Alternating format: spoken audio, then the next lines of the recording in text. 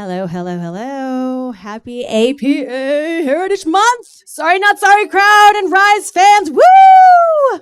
Hi, everybody. First of all, a huge thank you to Kim Vu and the amazing staff here at Sorry Not Sorry. You're all amazing. For our virtual audience, sorrynotsorryla.com. The food is amazing. The drinks are on point. Get here when you can. So I'm Mia Riverton Alpert. I'm a co-founder of Harvardwood. It's our deep honor to co-sponsor this event with some amazing other organizations. So I'd like to bring up next Jennifer Lee from H4A. So H4A stands for Harvard Asian American Alumni Alliance, in case you didn't know. And we started an arts and entertainment series to highlight books, TV series, and movies created by Asian Americans. So when Mia reached out to me and asked if we would co-sponsor an event for Jeff's book, I said, sure. So yeah, and I'd like to introduce Anna Deep from NBC Universal and thank her for collaborating with us too. Hi, I'm Anna Deep from NBC Universal. I'm a committee member for our employee resource group called APA, which is Asian Pacific Americans in SoCal. And in honor of AAPI Heritage Month, we are so excited to be able to amplify this book about our Asian community. When I first heard about this book, I immediately told the rest of the committee about it and how we need to do something to bring attention to this book. When I read it, I wish I had it growing up to learn about our history, and now it exists, and we can share it with our kids. So I'm so glad to be able to participate in this. Yeah, so before we get this party started, one last huge thank you to our tech guru, Ray Dollett, right here, manning the soundboard. Thank you, Ray. And without further ado, I'd like to bring up the men of the moment. In no particular order, Jeff Yang. And yes, we have outed you firmly as a Harvard alum, Jeff, so you're a dork. You're welcome.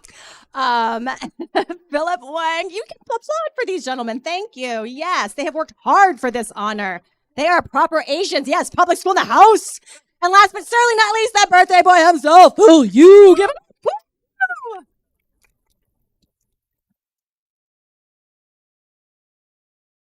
Right. Amazing. We're live. Yes. Go Northwestern. Go. Wow, that was so like anticlimactic. Not a word. UC system, baby. Yeah. All right. You know, I don't even think that we've introduced our moderator, and I think it'll be incumbent upon us to welcome to the stage and to the moderating panel Jess Vu, the illustrious Jess Vu, who has been with us since basically the very beginning of this journey, and without which I think we would be, lying comatose somewhere. we wouldn't have been able to finish the book. We'd still be in draft form, and our publisher would be like, "You guys suck." But Jess, Thank you, so Jess. much for joining us and for moderating this. Yes, thank you. I mean, it's definitely a perk when it's like in my neighborhood. So I hope everyone had a safe drive to the west side. West side people. 626. Yeah. Fight. Is this what's going to be? Exactly. I'm so glad to be here and being brought back to talk to you guys and talk to everyone about this book. Just FYI, the book is being sold for $20. $20. So you're gonna get a discount. Venmo and cash, right? Mm-hmm. Yeah. There's children's books that are more expensive than this 500-page book. So. It's 500 pages in color. Yeah. So. Get us back on the New York Times bestseller list, guys. Anyway, I was really blessed to be a part of this book as their project manager. This has been quite a journey. During the height, I spent a lot of hours with these guys over Zoom in the height of the pandemic, and to cover 30 years of Asian American pop history. Like I also have to say, sorry, Jeff, there's 20 years between myself and Jeff to cover this time period, and I think we haven't even covered there's a lot we haven't covered, but let's start from the beginning. Like, how did this book come to be? Like, how did it start? How did you manage to convince these guys to do this thing? What scam did I run to get the Break this. So this book, I would say, came out of conversations that Phil and Philip and I have been having individually, collectively, in pairs for a number of years now, right? Like in 2018, the world suddenly discovered that Asians exist, right? And some of us are crazy, and some of us are rich, and some of us are both. And in the course of that, there was a lot of conversation that suggested that this amazing movie that broke open so many doors for us was kind of like a miracle that happened out of nowhere, right? That there was essentially like Joy Luck Club, 30 years of people just sitting on their asses doing nothing, and then Crazy Rich Asians. How many of you guys saw those headlines of like, oh, first movie in 25 years with all Asian cast? And I mean, it's a very sensationalized headline, and it makes it sound like we were just waiting for Hollywood to give us another chance. But come on, Hollywood! But we were making other movies with Asian casts and doing a lot of cool stuff in between that time. And that's what we really were hoping that wouldn't get forgotten. But we knew that if we didn't, then the headlines would keep having this like kind of false sensationalized narrative.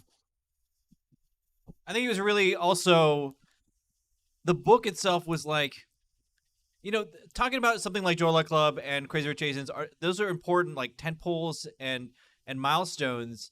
But what about the other stuff that doesn't get talked about? The stuff that no one will ever write a book about or write any articles about. And we were like, a lot of times we were like, somebody should write a book about this subculture in Asian America, or somebody should make a documentary about that. And then after a long time of saying like somebody should, we were like, well, maybe we should do it.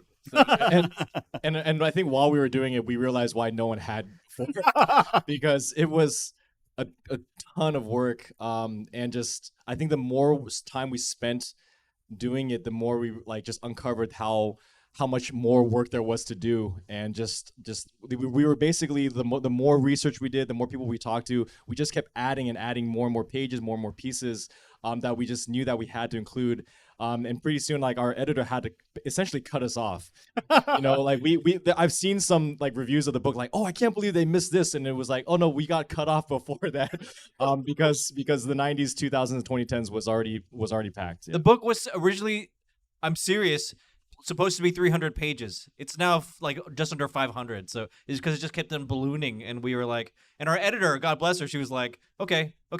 So we just kept on adding more pages. Our editor was an Asian American woman as well, and she was such a huge supporter of this book, and even at the publishing house too.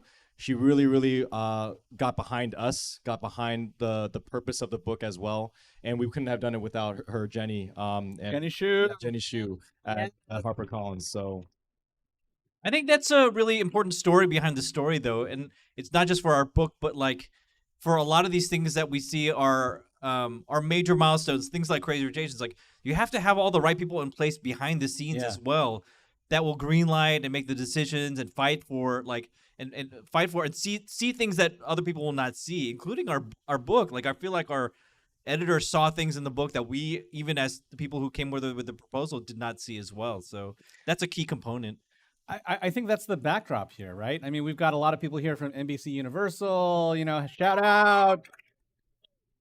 The story behind the story for the rise of Asian America in popular culture especially is that for all that we had incredible talent in front of the camera and even immediately behind it, there was this giant cloud of people behind the scenes without which none of this would have been possible. And while my own experiences with network TV have been predominantly with the ABC side of things, I can tell you, fresh off the boat, starring a then young child named Hudson Yang, would never have occurred had it not been for the fact that a trinity of Asian American women had found themselves the heads of casting, comedy development, and sales actually at ABC, all at the same time when Fresh Off the Boat was being put in front of them as a pilot.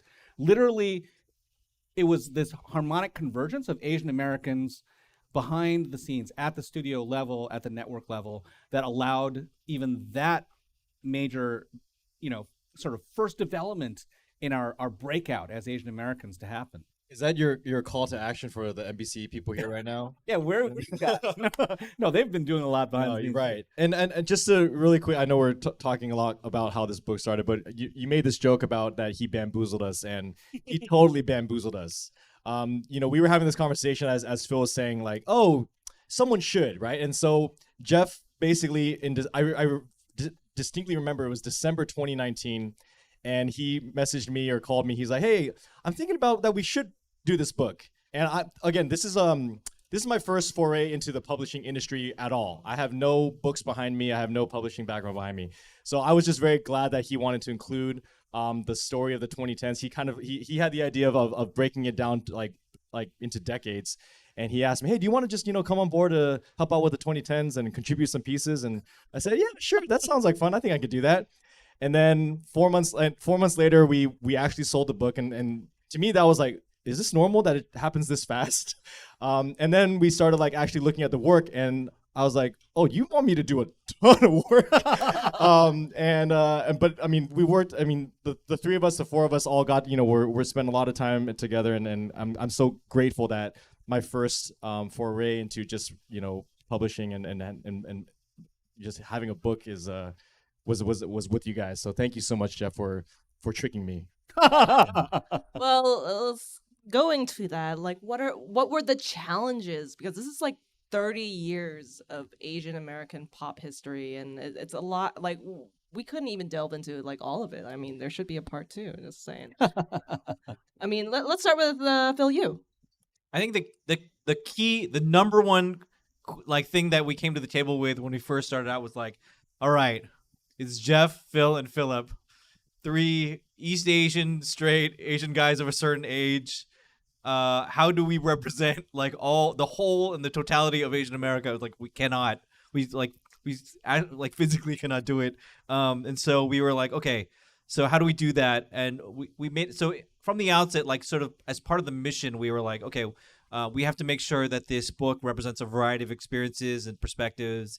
And so we enlisted the help of like a lot of different contributors and who could and also we hired Jess actually as our project manager, and I think we were always checking ourselves to make sure like, okay, we got to make sure that we're seeing the places where we're not filling the gaps and we're deficient. And so that was, I mean, and I don't think we even got it all, but we tried. I mean, it was top of mind. It was very, very intentional. Like we called it out ourselves first and foremost, because we knew it would be called out at some point. Not saying that we only did it because we were afraid of getting canceled or anything. I was. No, we had a lot of Phils on board already, but there was a vast diversity of voices and perspectives that we knew we had to make visible in any kind of a book that looked at these 3 decades.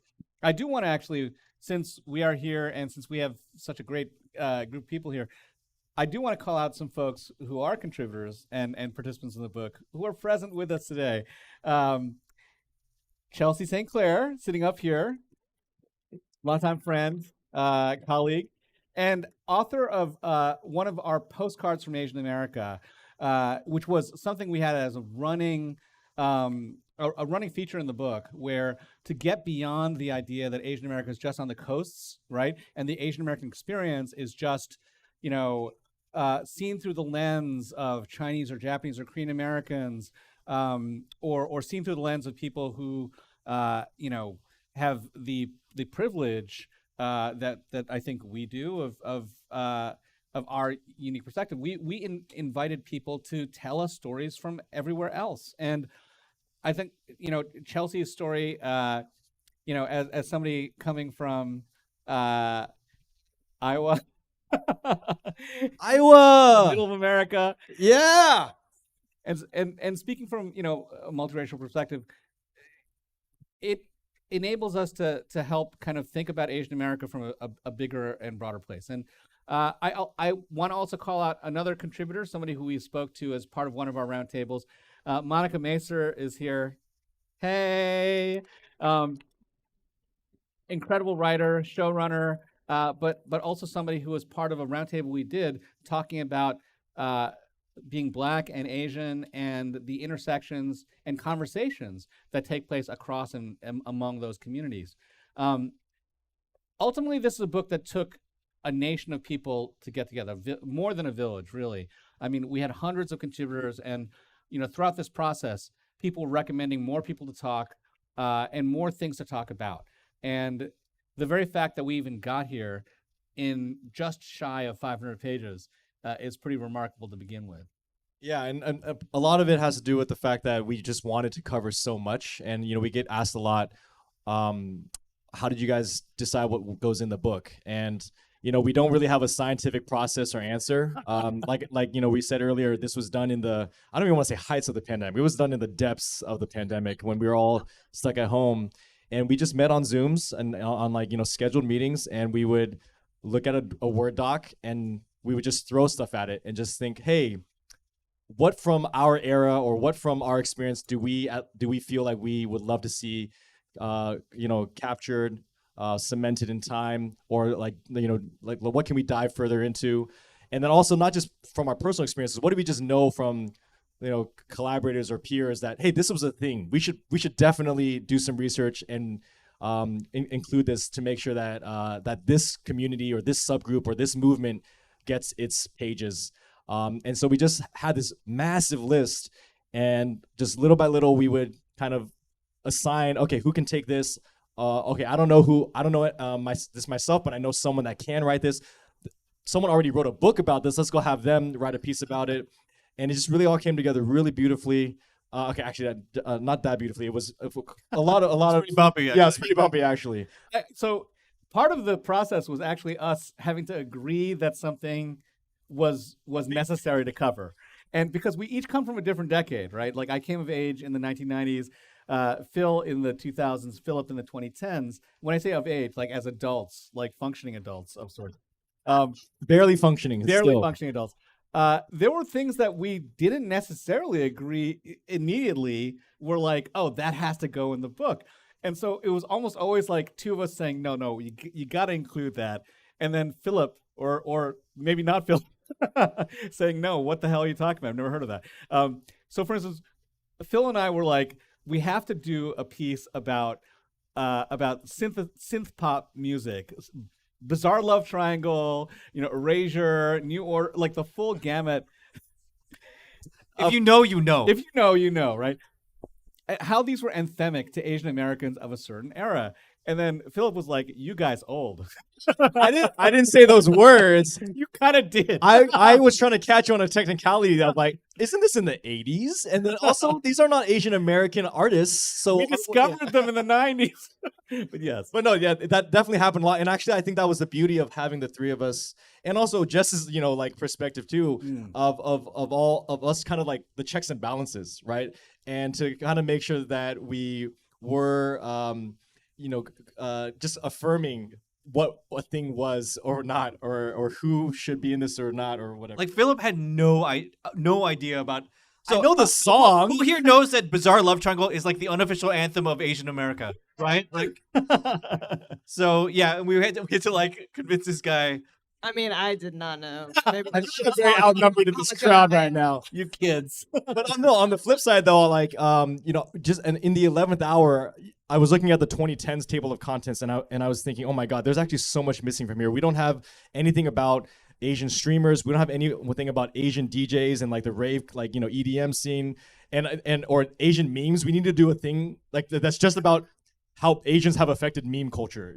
So, and not to say that all young people are just about memes, but I'm just saying that there was definitely like a really great collaborative and we approached everything with a lot of respect. I'm very glad and thankful that there was no point where we were like at each other's throats or upset each other. I think it's really because we had this mountain to climb, and we just didn't have any time to fight. Yeah. We just gotta go. The only way out is through.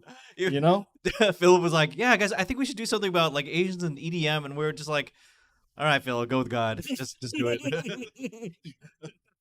Well, let's go back to like subcultures, right? Like, because I always hear that like people saying, oh, Asian Americans don't have subcultures in our country, but I find that like completely untrue. And maybe talk about like some of the sections that you did or some things that you learned from subcultures that you didn't know existed. Yeah, I that's a great point. I think as a lot of us are potentially children of immigrants, and and as a relatively new demographic or growing demographic here in America, when we were growing up as kids, maybe we felt that we had to lean into another pre-existing community or culture, and we assimilated, right? We were all trying to assimilate. Our parents were trying to assimilate themselves too. A lot of parents didn't even want to teach their kids their native language because they were afraid that it would mess up their English, right? But I think the beauty of this book, as we were doing more examination, is that we found out, wow, we actually were building our own culture. We actually were, without even knowing it, connecting in different ways on different mediums around different moments to create what was Asian American culture, what we can now look back on through this book and say, oh, we actually were doing our own thing.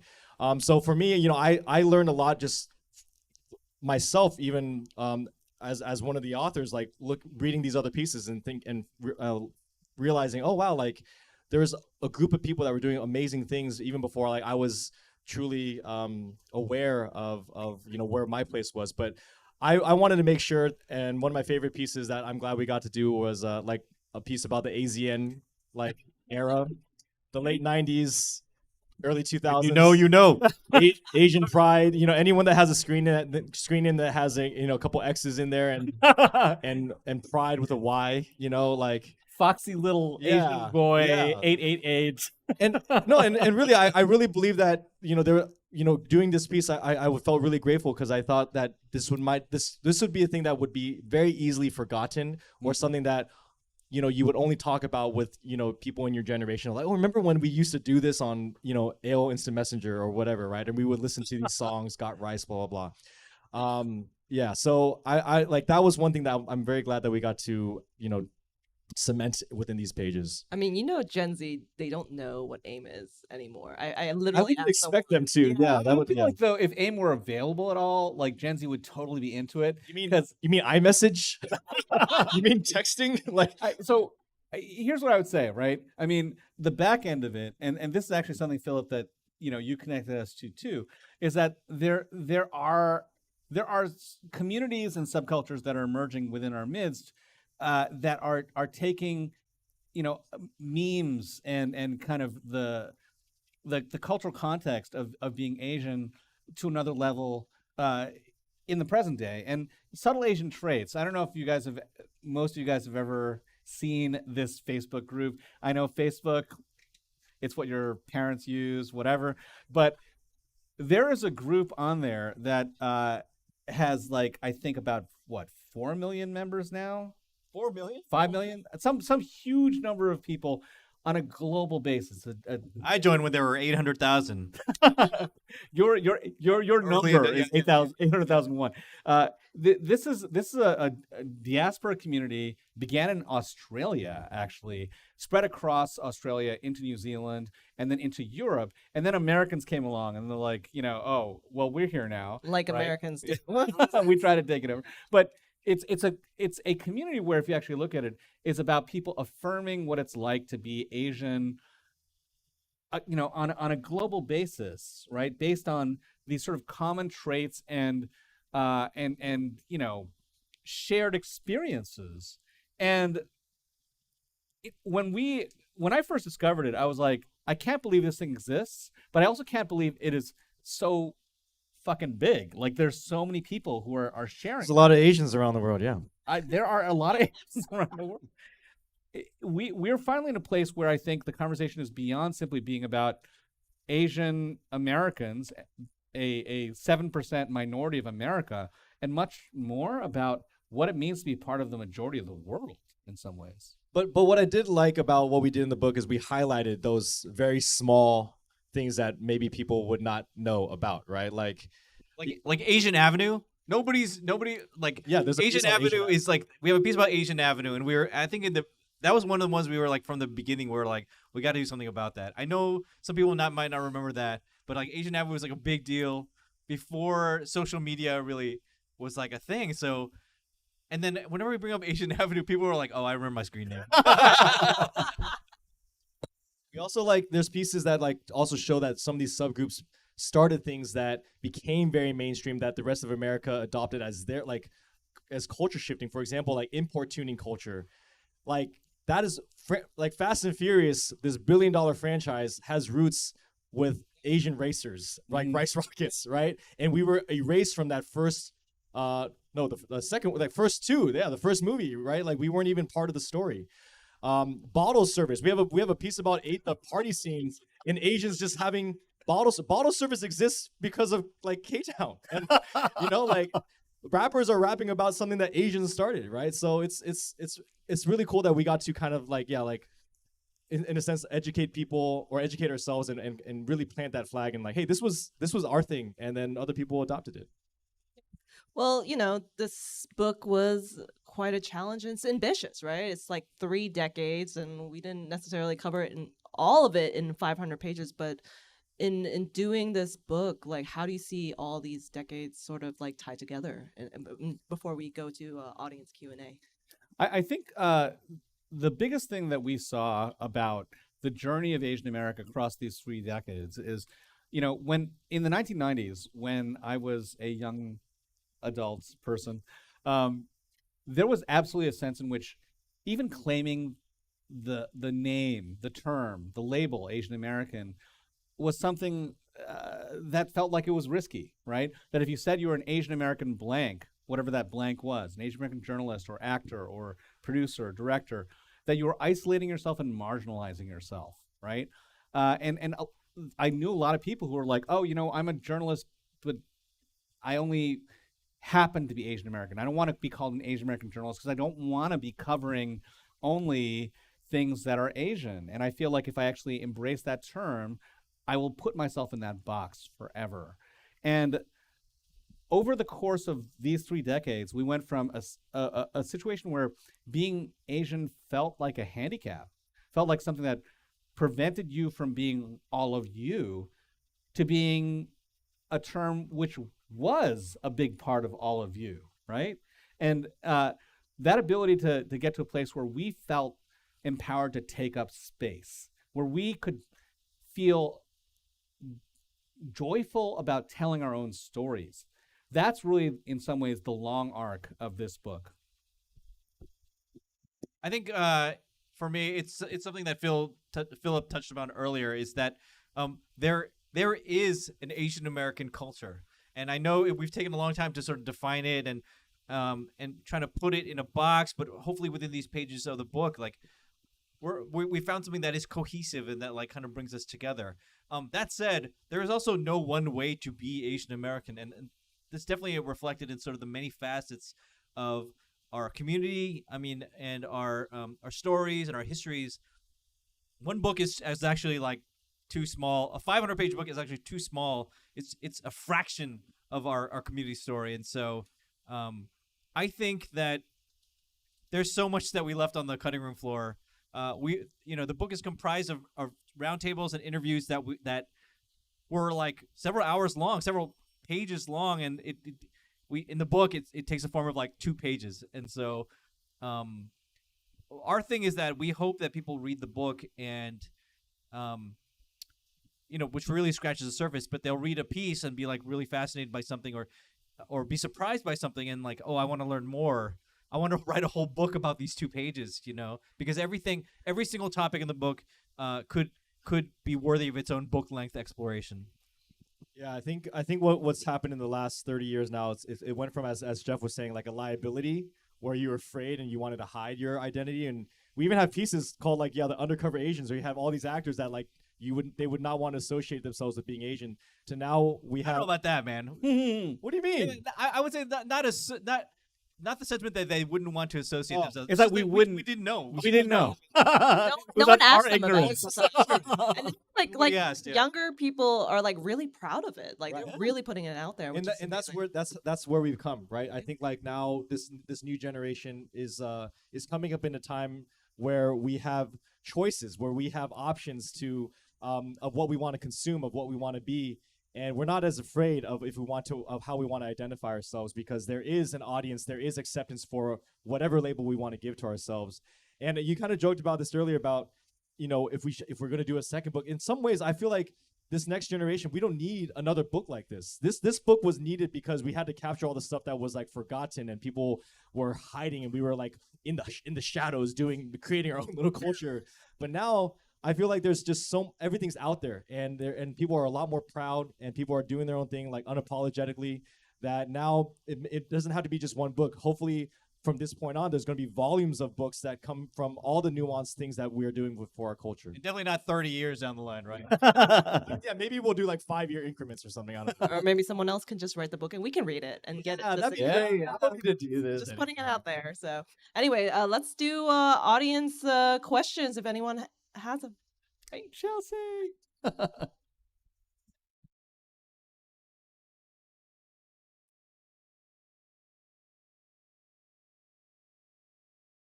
So the question is, there was a lot of left on the cutting room floor. What would you have left? I straight up was like, thinking Chelsea was saying, why did you edit my piece down to only 300 words? But for what it's worth, I think we each had things that we wish we could have seen included. And sometimes it wasn't like so much that we chose not to include those things, but we could not get those things to happen. There were people we reached out to who didn't respond to us. And there are things that happened after the book had to actually go to press that were like, holy shit, how did we miss that? How did that happen? I'm going to give it to Phil, though, to speak about one of the things where it's like we had an opportunity that we didn't actually close on, that to this day we're like, what were we thinking? Okay, so I have two. One of them is in fact, Jess kind of mentioned in passing. She was like, I know somebody who knows Sunisa Lee, the gymnast, and we were like, oh yeah, that might be kind of good. And then we just kind of like ran out of time, you know what I mean? And then she went on to win a gold medal in gymnastics. Like, damn it, So that one's on us. We just completely did not snap up that opportunity. And then the other one is just it did not occur to us at all. But I would have really loved to talk to Yo-Yo Ma, who is just like, he's like a rock star. He's a national treasure, and it just did not occur to us at all to even try. So I will regret that. I thought about it, but I did. But honestly, it's like, and we could have done it. There were a lot of moments where we're like, the train's moving really fast. Should I say something right now because I really think we should do this, or is it too late? And I think that's probably what happened. That was one of those. Yeah. I will say that I feel like, our final chapter, which is called Beyond, right, and talks about all the things that are happening now and happening in the future. It sort of ends on this note, which is both hopeful but also a little guarded, right? We're a little concerned that, we're writing this during the pandemic, and maybe this book is not a hope chest or a love letter. Maybe it's a blueprint for us to rebuild civilization, right? Maybe this is where Asian Americans look back and say, this is what we have to actually do to recapture all of the things we've lost. But I actually feel, to me, like looking now, I wish we had written a final chapter that was much more about resilience and hope, because I feel like we've rebounded and we've seen so much stuff come out that was like a coiled spring during the pandemic. We were afraid that it might go away, but the reality is not only it didn't go away, I feel it came back stronger when we came back too. And movies like Turning Red and Oma, and especially Everything Everywhere All at Once. If you guys have not seen it, go see that movie. On that note, we should have done a longer piece on James Hong. Yes. He did have a shout out in one of the pieces, but we should have given him a longer piece. You deserved more than just a star from us, for sure. Yeah. All right. Does anyone else have any questions? No? Oh, back here. Go ahead. Awesome shirt, by the way. Awesome shirt.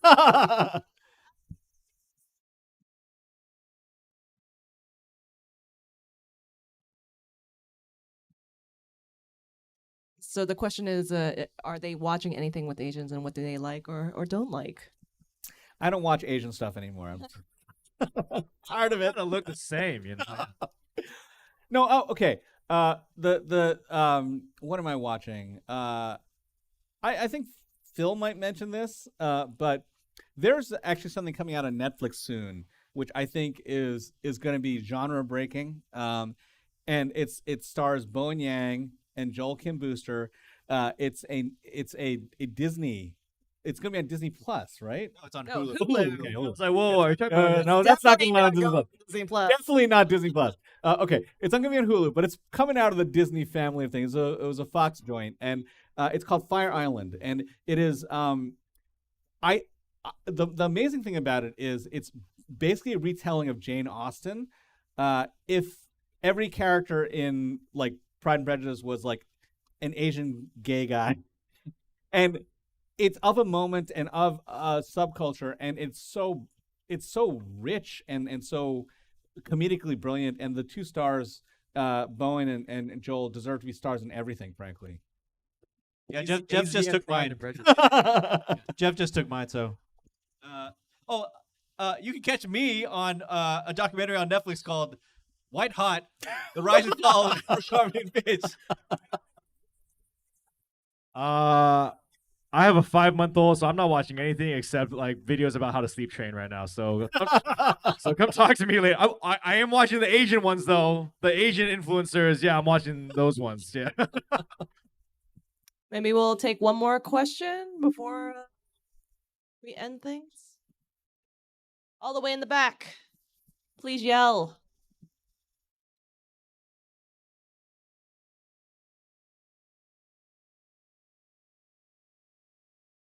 Your prediction for 2030 and 2040? Do we have future predictions for Asian America?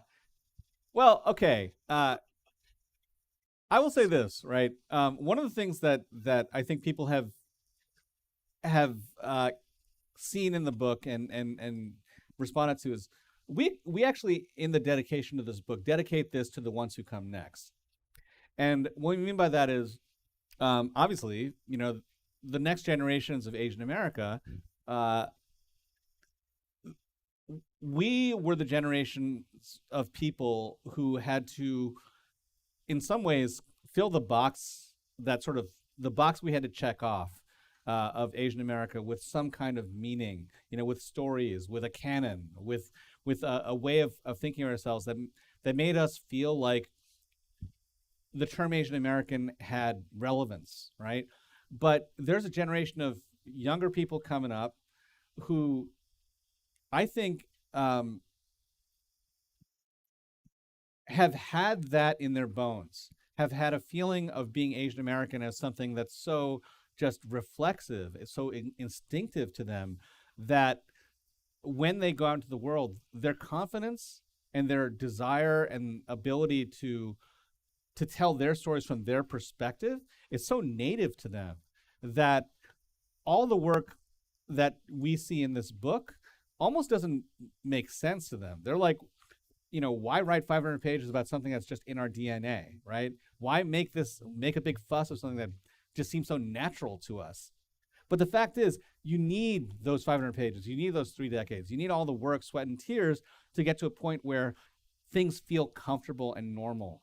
And, you know, when I talk to my sons, including the big one, right? Like, I think when Hudson was doing Fresh Off the Boat, he did not realize that this depiction of 1990s Asian America was something that was both relevant historically, but also incredibly important culturally. And only after 6 seasons, you know, and a little bit of distance, has he actually said to me, you know, I did not realize back then quite how much of a lift this was, quite how much work it was to get to a place where being Asian American felt like it could be something normal, right? But now he realizes. And for the 3 of us, all of whom are parents, and Philip became a parent actually right as we were giving birth to this book. I feel like in the 2030 and 2040 range, we're going to be seeing just an incredible array of new and unexpected stories and creativity and breakout, you know, performances, because we'll have a bunch of people finally coming to the table who don't feel like they have to limit themselves anymore. She just wants to know, is there going to be Asian president or not? Just make the prediction right now. President Hudson Yang. I won't threaten you with that. I have one prediction, and that is Asian American mediocrity. And I and I mean this, and I really mean this. We will know that we have made it when we can produce movies and television shows, and they're kind of just like okay. And they don't make or break our community. They won't they don't. The entire hopes and dreams of our community doesn't rest squarely on the shoulder of this one chosen one movie or whatever. White people make movies and they come out and they're great or they fail or tank or whatever.